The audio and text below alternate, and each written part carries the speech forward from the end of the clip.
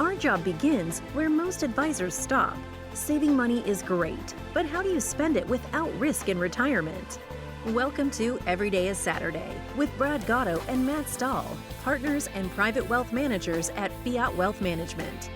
In this podcast, we aim to broaden your knowledge about the financial world we live in today and make the boring and complex financial decisions fun, informative, and educational. Join us on this journey where Brad and Matt will explore different strategies on how to spend your money without guilt and have peace of mind knowing you are spending it the optimal way in retirement. Hello, everybody, and welcome back to Every Day is Saturday. My name is Matt Stahl. I'm here with my partner, Brad Gotto, and we're super excited to be back with you here today. We're in part 3 of our 3-part series on the 3 biggest risks to retirement. So we're excited to jump into that. But before we do that, what's up, man?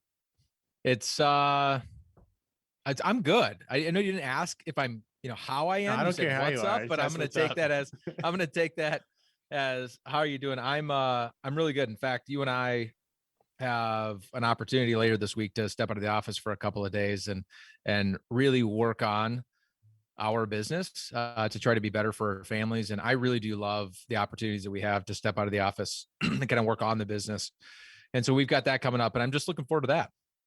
That was my bud this morning, what I'm looking forward to. Well, now you have to say that because I said it. So I know. Well, you stole the thunder, man. What else am I supposed to say? I'm looking forward to Halloween. Okay. I want you to talk about something else. You have a book coming up. You have a book coming up. You haven't talked about it at all. Well, it's not done yet. 2021's been an interesting year for a lot of reasons, but it's also been a year that I've spent trying to write a book, and it's a much more daunting process than I thought it would be. Even though I have help, I thought if I had help, it would be super simple. It's not. But it's been a lot of fun, very educational process for me and what it takes. It makes me appreciate authors, even ones that are using writers and stuff like that. It's still a ton of work. It's coming. The manuscript is done. It's in editing, and then all these other little decisions that have to be made. So I'm hoping that come first quarter of 2022, I'll be a published author. Awesome. Does it have a name? It's all about parenting. No. Yes, it does. It does have a name. It's called Spending Money and Having Fun, Your Practical Guide to a Fearless Retirement. The first quarter of 2022. That's the idea. See, that's why I don't want to talk about it, because don't hold me to that, because you just never really know all these things. Don't put me in a box. The manuscript is done. The book is written, technically, it's just not in book format yet. And the editing thing, man, I just am not. Some people like write an email and they'll go back and read the email 3 times and just make sure there's no typos, do all that kind of stuff. That is not me. I'm the guy that writes the email, hits send. Yeah. I know. I edit some of your stuff sometimes. I know. Yeah. So who knows? The editing process could take forever. But yeah, it's coming. I'm excited about it. Really, Matt, a little bit of a labor of love to kind of get this idea out to people that retirement is not all about numbers. It has to do a lot with behavior. And so the very practical book. It's going to be a very simple read. You should be able, if you're one of those voracious readers, you can kind of sit down and read a simple book in a day. That's going to be possible with this book. And it's meant to be light and fun, but it really starts with kind of the behavioral side of this whole thing we call retirement. Because at the end of the day, the longer we do this, Matt, the more I realize, we got out of training at Ameriprise and we're all like, jacked up because we know all these words that other people don't know and new vernacular, and you feel really smart.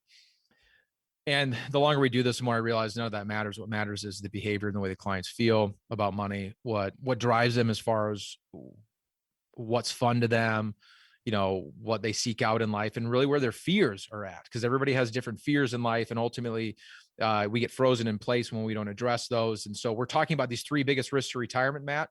Good transition here. Yeah.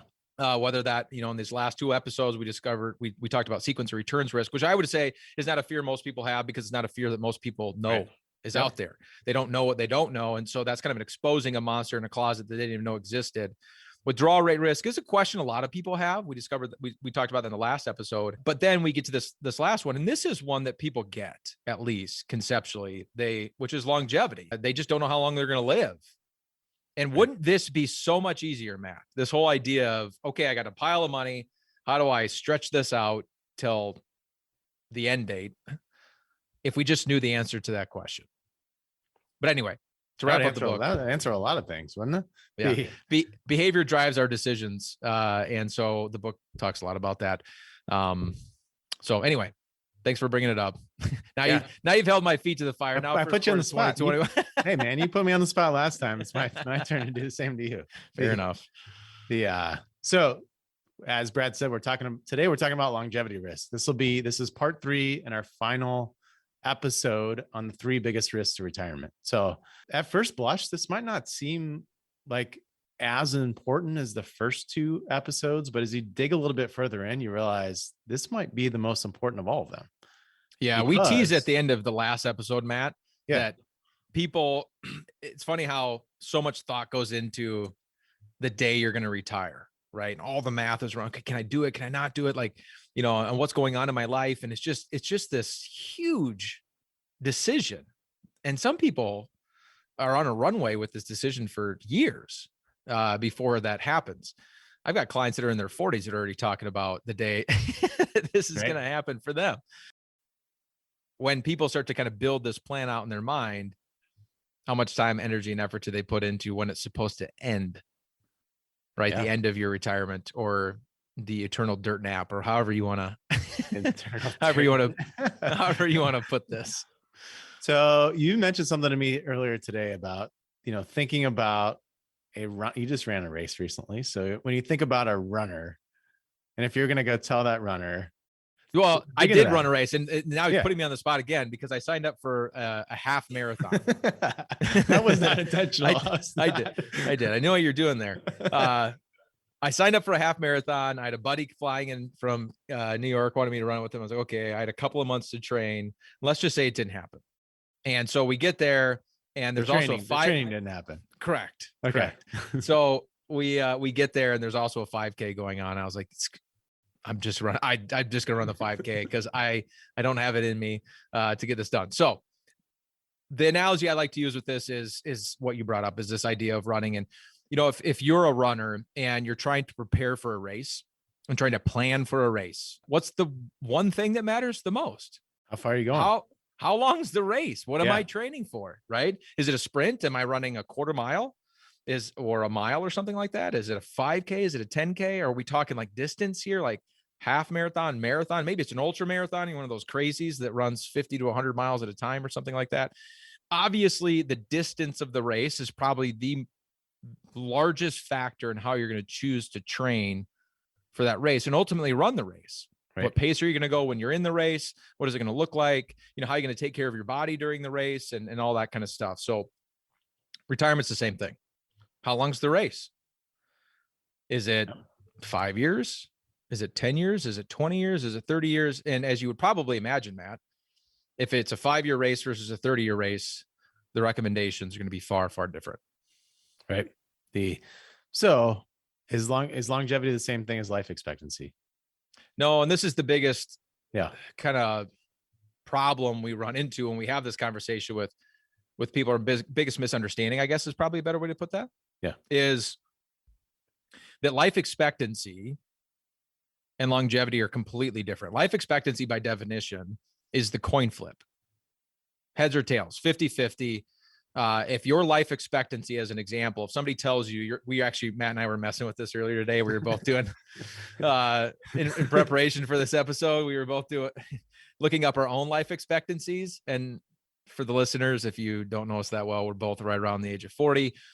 And we found out if you just go off of SSA, Social Security Administration's website, and you look up your life expectancy, Matt and I are both right at that tipping point of being mountain climbers versus descenders as it relates to longevity. I am on the front side of the mountain, although I'm about ready to summit. I'm 39 years and so many months into my life, and I'm supposedly, according to SSA.gov, I've got 41 years left. Matt's a year older than me, technically 13 months older than me, and he summited. He's on his way back down, and the feeling of that kind of hit us. We're like, geez, man, I don't feel old, kind of weird. at all. But for the government to tell me that it's all downhill from here. It was a little daunting. Well, then we got into a more detailed calculator. I could not accept that. I could not accept that answer. So So Matt goes out and does even more research to try to prove his hypotheses and create whatever narrative he wanted to create for himself. What was the name of the website you found? I think it's called liveto100.com. Yeah. So he goes and takes this longevity test. That's like, I don't know, 30 questions, maybe. Yeah. Something like that. Something around that you have to 30, answer. And it's everything from how often are you drinking alcohol to what's your eating habits look like? What do your sleeping habits look like? How do you handle stress in your life? What am I missing? There was some other stuff in there. Do you eat bologna? Do you eat bologna? Yeah. And for those of you that know Matt and I, well, this isn't going to surprise you. According to SSA.gov, I got more life left than Matt. According to liveto100.com, Matt's got me by 15 years. You now know which one of us eats a bologna. It's the dental hygiene. Yeah. Come on, man. I'm on video. My teeth look pretty good. Yeah. So anyway, longevity is one of those things where life expectancy is the coin flip, heads or tails, 50-50 chance, right? 50% chance you live to that date, or 50% chance you live beyond that date. And so if you're meeting with an advisor, you're building out your financial plan on your own, and you're trying to kind of plan for the end of the race and figure out how long your race is. If you plan to life expectancy, there's a 50% chance you planned for a long enough race. If you plan to life expectancy, there's a 50% chance your race is a lot longer, or potentially at least incrementally longer than you planned for. And of course, the lack of training you may have in your plan that could lead to an issue. Longevity is discussing life beyond life expectancy and looking at different statistics of, okay, what are the chances that I might live beyond my life expectancy? Or like Matt, what did that calculator tell you? You're going to live to be 108. 108. We found out today. Oh my gosh. I'm not so sure about that one. But that's an Old Testament character all of a sudden. 108. I hope you got a lot of money saved. Thanks for the segue. Yeah. The interesting thing about longevity is it just compounds everything else, right? So let's think about, we talked about sequence of returns risk. We talked about withdrawal rate risk. There's other risks out there beyond just these three, but using those two as an example, longevity risk just compounds that even more. Like with sequence of returns risk, we're going to be on that roller coaster that much longer. So more opportunity to have the ups and the downs. Withdrawal rate risk, as we talked about last time, that fluctuates also. So just even longer to have that. And then we got inflation. So, if I have the same amount of money today that I do 50 years from now, and I don't do anything with it and don't keep up with inflation, I'm in a rough spot. What else is out there that would compound that? Policy, right? Economic policy, Congress is a big risk to all of us, and what they choose to do with the things around us. I mean, longevity compounds every other risk that you have, because the longer you live, the more chance you have of insert whatever you want to insert there. Right. Now, what the irony in all of that, Matt, is it's the risk we all want. Right. Yeah. Right. I mean, not all, most, the vast majority of us aren't walking around hoping we're peeling out tomorrow or soon. We all want to live long, healthy lives, which means we're all asking for this risk. We want it.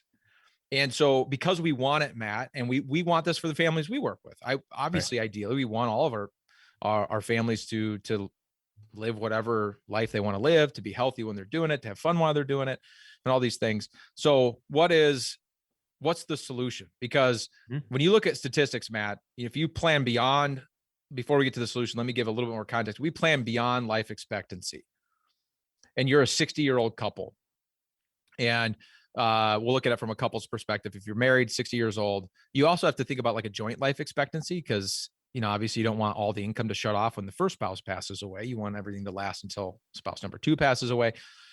Joint life expectancy for a married couple age 60 is 94. 94, 50-50 chance one of the two of them is still alive at age 94, still needing income to sustain that household. Okay. So again, in that statistic, married couple, one of the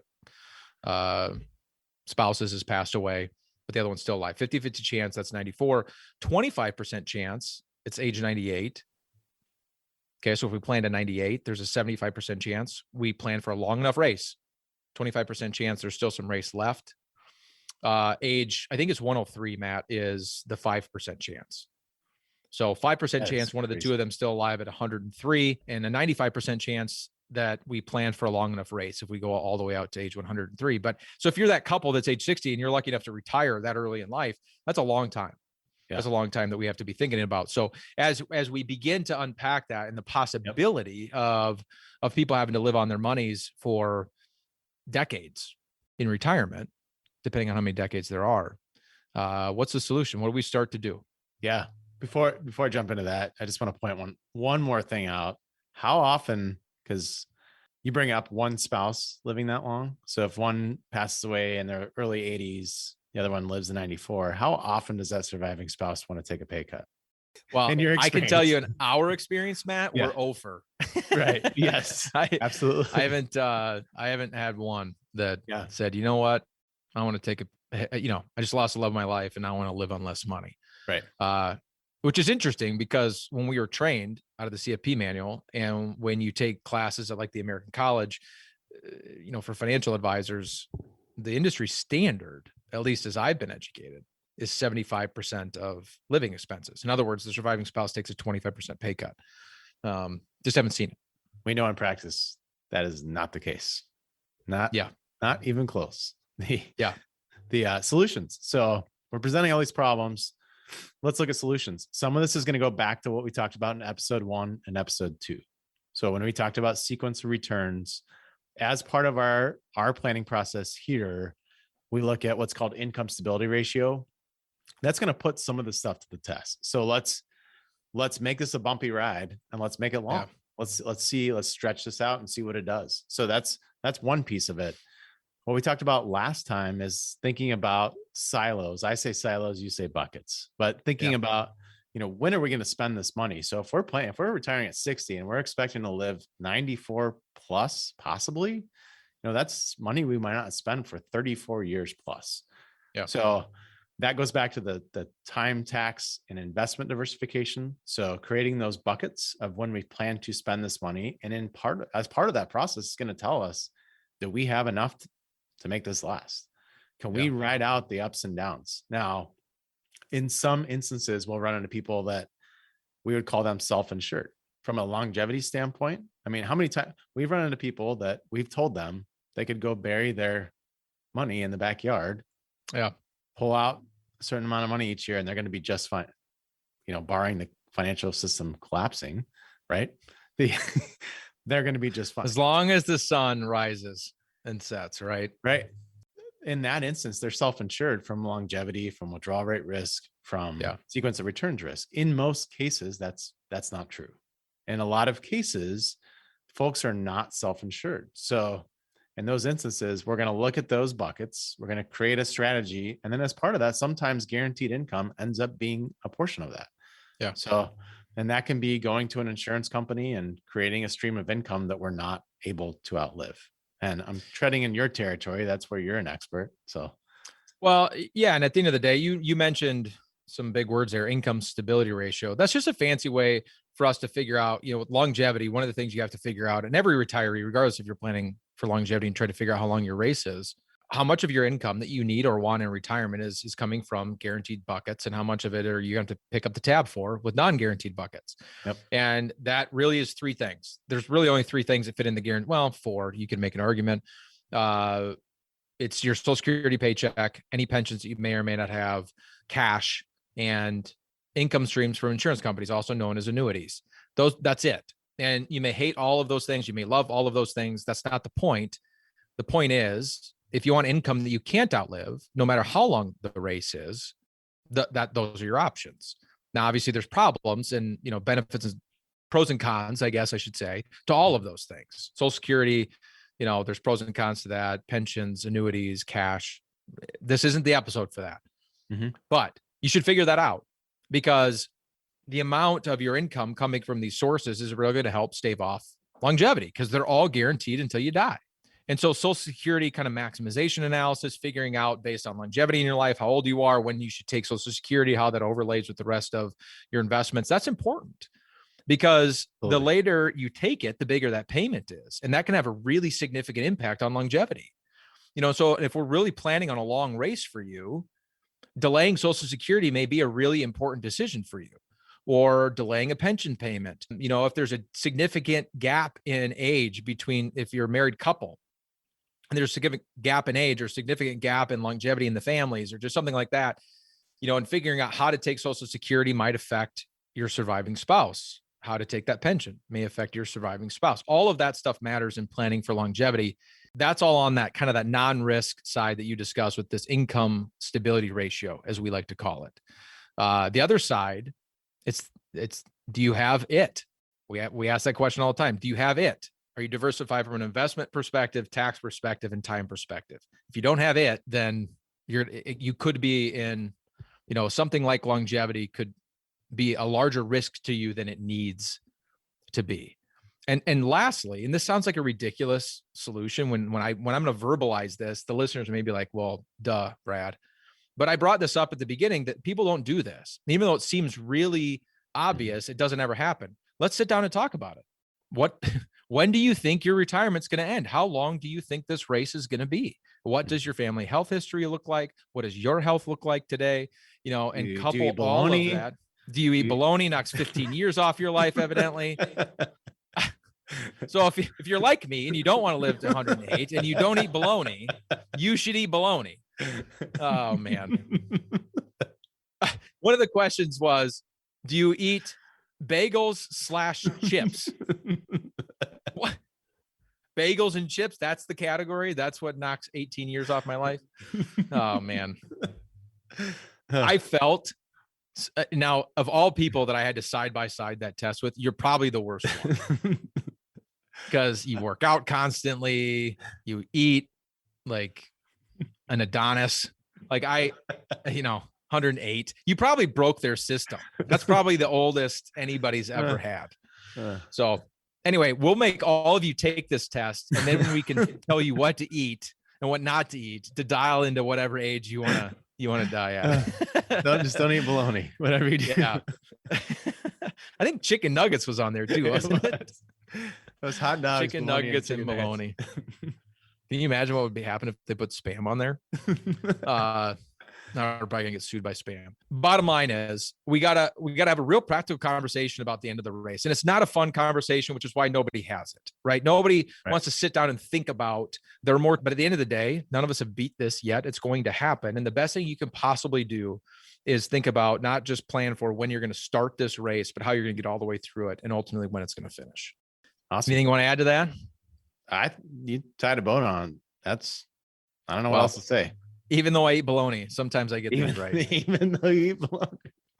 I actually don't. I can't remember the last time I had bologna. They still make bologna, don't they? I think so. Yeah. What's the bologna with the green olives in it? What's that called? You know what I'm talking about? I know what you're talking. I know exactly what you're talking about. Mortadella. It's mortadella. Oh, there you go. That's what it's called.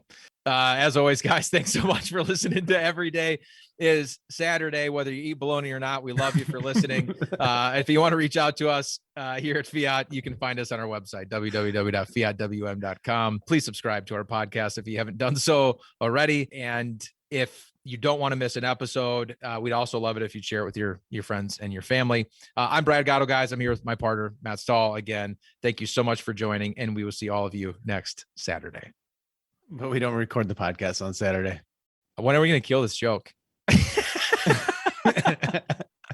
See you next time, guys. Thank you for listening to Every Day is Saturday. Click the subscribe button below to be notified when new episodes become available. The information covered and posted represents the views and opinions of the guest and does not necessarily represent the views or opinions of Fiat Wealth Management or Foundation's investment advisors. The content has been made available for informational and educational purposes only. The content is not intended to be a substitute for professional investing advice. Always seek the advice of your financial advisor or other qualified financial service provider with any questions you may have regarding your investment planning. Investment advisory services offered through Foundations Investment Advisors, LLC, an SEC registered investment advisor.